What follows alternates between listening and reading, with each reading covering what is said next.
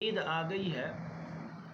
ایک بات کا آپ نے خیال رکھنا ہے، خاص خیال رکھنا ہے کہ عید کے دن آپ کی وجہ سے کسی کی عید خراب نہ ہو، آپ کی وجہ سے عید کے دن کوئی اداس نہ ہو، کوئی پریشان نہ ہو، عید کے دن آپ کی وجہ سے کسی کی دل آزاری نہ ہو، آپ کی وجہ سے عید کے دن کوئی رو نہ رہا ہو، عید کے دن کوئی رو کر آپ کو بد دعائیں نہ دے رہا ہو۔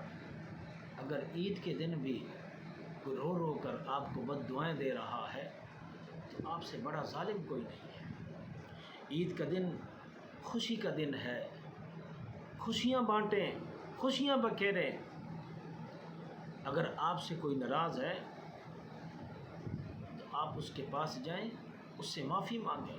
اگر آپ کسی سے ناراض ہیں تو اللہ کی رضا کی خاطر اس کو معاف کریں، یہ سوچ کر، دل بڑا کر کے، یہ سوچ کے معاف کر دیں کہ یہ میرے پیارے نبی حضرت محمد صلی اللہ علیہ وسلم کی سنت ہے، یہ سمجھ کے دوسروں کو معاف کریں۔ عید کے دن خوشیوں سے گزاریں، عید کے دن کسی کو پریشان نہ کریں، عید کے دن کسی کو تکلیف نہ دیں، عید کے دن کسی کی دل آزاری نہ کریں۔